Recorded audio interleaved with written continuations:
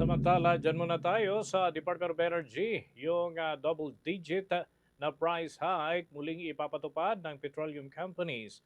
Oil stock naman sapat pa rin hanggang pagsapit ng Abril. Yan at iba pang mga balita tinutukan ni Bombo Genesis Racho. Bombo Dennis, Bombo Victor, ipatutupad muli ng petroleum companies ang double-digit price hike sa mga produktong petrolyo bukas Marso 17. Sa press conference na pinatawag ng Department of Energy, inanunsyo ni Energy Secretary Sharon Garin na muling ipatutupad ng itong staggered implementation tulad ng ginawa sa nakalipas na linggo. Ayon sa kalihim, ang laki o taas ng staggered price hike ay depende sa desisyon ng mga kumpanya.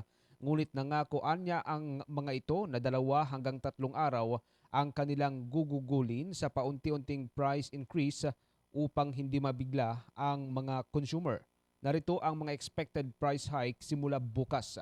Ang gasolina, ito'y inasahang maglalaro ng 12 pesos and 90 centavos hanggang 16 pesos and 60 centavos sa bawat litro. Ang diesel naman ay inasahang maglalaro mula 20 pesos and 40 centavos hanggang 23 pesos and 90 centavos sa bawat litro. Ang kerosene ay inasahan namang tataas mula 60 pesos o 6 pesos and 90 centavos hanggang 8 pesos and 90 centavos sa bawat litro. Balikan natin ang naunang paliwanag ni Department of Energy Secretary Sharon Garin ukol sa kung bakit kailangan itong ikalawang price hike. We're announcing this today, and I'm sure many will go get gas today. But Yusek Wimpy is here. He's leading the team on enforcement. Absolutely walang hoarding. We have activated our teams with working together with the LGUs, with the Philippine National Police, with the NPC, National Power Corporation, and the electric co-ops. Hoarding towards market eh. Hindi yan fair kasi okay lang ka kung may pera ka pang bili pang hoard. Pero yung iba na day-to-day ang pangangailangan, they cannot afford to do that. And perwisyo pa natin yung public transportation natin. Nilinaw naman ng kalihim na nananatiling mataas ang stock ng petroleum products sa Pilipinas at kaya nitong i-sustain o isustine ang konsumo ng bansa hanggang sa Abril kahit pa walang deliveries. Umapela lamang ang opisyal sa publiko na isumbong ang mga individual na magho-hoard o magtatago ng mga produktong petrolyo. Dapat niyang mabantayan ang hoarding activities upang masigurong magkaroon ng supply sa mga gas station at mga gas outlets. Ayon sa kalihim, dapat maging aktibo ang publiko na bantayan ang mga magtatago ng stock dahil tiyak na makakasabotahe ito anya sa maayos na fuel supply sa buong Pilipinas. Petroleum supply is not the biggest issue. No? It's more on our transportation. Kaya, once again po, wag lang tayo mag-hoarding. Report to EGOV or to our LGUs kung may hoarding po para mapatigil natin. This cannot be done alone by DOE or DOE with all the agencies. We need the public also to support para po lahat tayo safe, no? Lahat tayo secure, energy secure tayo. Sa kabilang banda, tinanong din ng Bombo Radio Philippines si Secretary Garin kung kayang mahabol ang Malampaya East 1 kung sakaling lalo pang matagal o magtagal at aabot ng hanggang 3 hanggang 4 na buwan o higit pa ang gyera sa may gitnang silangan. Umaasa ang kalihim na magagawa ito ng gobyerno at ng private investors lalo at maayos anya ang itinatakbo ng Malampaya Gas Field.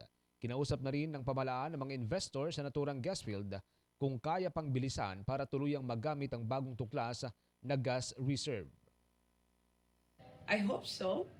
I'm not sure. I'm waiting for news pa within the week kung ano yung kaya nila ma-deliver. But having Malampaya is a big advantage talaga sa atin kasi protected tayo because it's indigenous eh.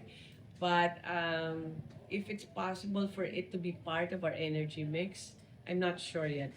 We have to be very careful with that kasi there are so many technical issues that we have to make sure that it's safe to operate already. But I'm hoping, I think the schedule was for it to be connected by end of year. And we've asked them if they can advance that also. So hopefully. Bahagi yan ng pahayag ni Secretary Garin sa panayam ng Bombo Radio Philippines. Sa kabilang banda, Bombo Dennis, Bombo Victor, ang Malampaya gas field kung babalikan ng ating mga kababayan. Ito yung inanunsyo nitong si Pangulong Ferdinand Marcos Jr. Kamakailan na naglalaman ng malaking bulto ng produktong o ng natural gas. Ito yung magsisilbing reserve natin. At ito'y ginawa ni Pangulong Marcos noong Enero 19 ng taong kasalukuyan. Sinasabing hanggang sa 98 billion cubic feet ang natural gas ng naturang lugar. At mula noong inanunsyo ito ni Pangulong Marcos, sinabi ng pamahalaan na tuloy-tuloy na yung pagbabantay dito ng Armed Forces of the Philippines dahil ito ay nasa 5 kilometro pa ang layo mula doon sa Malampaya gas field. So medyo malayo ito patungo doon sa may West Philippine Sea. Yan ang ating update mula sa Department of Energy para sa Bombo Network News. Ako si Bombo Genesis Racho and this is Bombo Radio Philippines, the number one and most trusted source of news and information, Basta Radio. Bombo! For the most trusted source of news and information, visit our website at www.bomboradio.com. Follow us on Bombo Radio mobile app, Facebook, YouTube, TikTok, and X, formerly Twitter. Like, share, and stay connected. Anytime, anywhere.